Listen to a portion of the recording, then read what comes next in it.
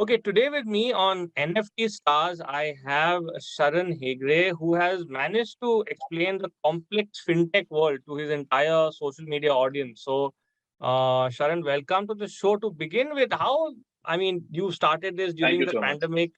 How did you That's get right. into this entire thing? And how did you think that it would probably work out, or you weren't sure at that point? Well, to be honest, I was absolutely not aware that it's going to be this big. To be honest, I started because I had a lot of free time once the pandemic hit. So I used to work as a management consultant before being a full-time content creator now. And Hmm. back, as you know, management consultants, they travel a lot, work 14, 16 hours. And out of that, probably 3, 4 hours is spent on the road and in flights. So that went away once the pandemic happened. So I had a lot of free time that way. Started consuming content on YouTube. I got inspired by a lot of creators on YouTube to start my own content. And something that I was really good at was personal finance. So I thought, let me start making content on that. Started off with YouTube, then moved to Instagram to promote my YouTube videos. But to be honest, yeah, I never really expected it to be this big. It just began as a hobby, and very fortunate that now it has become a full time career. Right. And how did your, going back even before that, how did your interest in finance start, so to say, maybe from childhood, or is it something which Yeah. you became fond of, interested in maybe at a later stage? Well, finance for me has always been, special because as a kid, me and my sister, my mom, she used to inculcate very, good financial wisdom to us. By that, I mean that, they used to allow us to understand the opportunity cost of everything that they're buying and make us question whether this is really worth buying a particular item or not. And like all of us, when we were little kids, I used to get money from our grandparents for our birthday, and I used to never spend it. I used to just keep it in my money belt. By the time I reached 18 years old, when I was in third year of engineering, that's when I had accumulated close to 50,000 rupees. And that is when I started thinking, okay, I can't just let it sit idle as cash. I need to do something about this. And like any person who is interested about investing, the first thing that we want to learn about is stock market. So that is what I did. But then slowly I realized that there are so many foundational concepts that you should know, which most people forget about when it comes to investing. But we all directly want to dive into the stock market. So if you see content today, I talk mostly about the boring personal finance things, insurance, taxation, which is really, really boring. That is how I became really good at finance. And then it was all self-studied. I don't have a formal background in finance. I started by watching videos and then reading. By the time I watched videos, I was very comfortable with the financial jargons, then moved to reading full articles, enjoyed reading articles, and now I can read a huge article of finance within half a minute because I'm very comfortable with the jargons used now. And then I finally moved to books, right?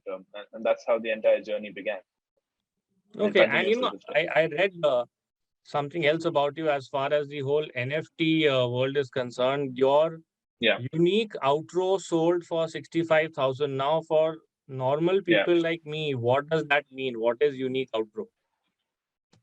Yeah, so the use case of my NFT is applicable only to my audience, right? So the idea behind an NFT is that it's a non-fungible token and it derives its value from the people who values it, right? For example, let's say a Pokemon collectible might mean nothing to me and you, but it could mean thousands of dollars for someone who is a big Pokemon fan, right? Hmm. Similarly, my NFT, so that my outro is my signature outro where I say follow my man finance with Sharan. So that has been animated and created into a unique NFT.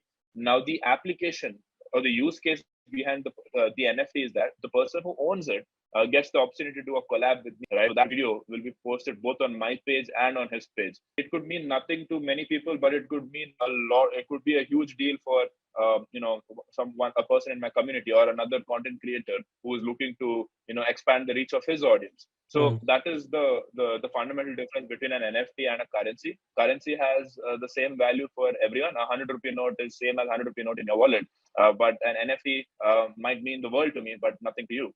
So that is the story behind my NFT. Okay. Okay. That I think that sheds some clarity on the matter. Also, as Yeah. far as the future of NFTs and the metaverse is concerned, now there's a huge segment of population which says that every few years a new fad comes along and you really don't know what exactly could work, what could spectacularly fail. So what Right. exactly, according to you, is in the future of NFTs, and what are the sort of the risks involved which people should be aware of? Hmm. Sure. So NFTs are of two types. One is the NFT which has a unique story behind it. For example, that Beeple Art NFT, which sold for $69 million, which is essentially, every pixel was designed by a particular person.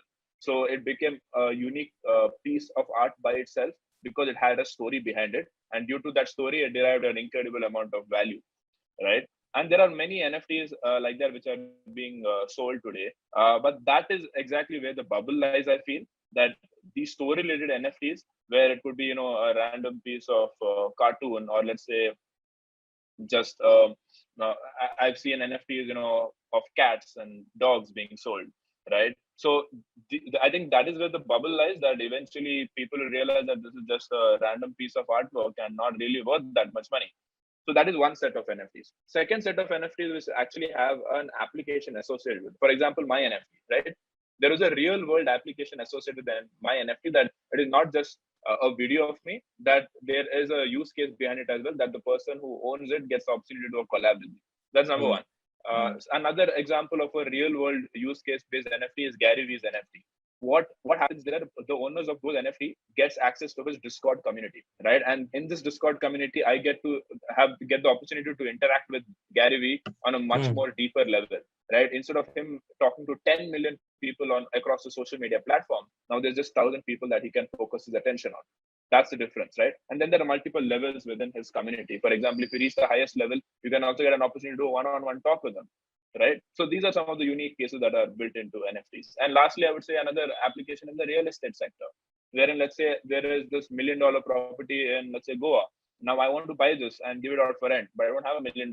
So what we can do is we can divide this into 100 pieces, and then each of us can take like $10,000 each of this property, and then this NFT will sort of ensure that the records of who owns each and every bit is immutable on the blockchain, right? And whenever there is rental income coming, it is automatically divided across the 100 owners of this property based on the smart contract. So there are so many applications which can be built in.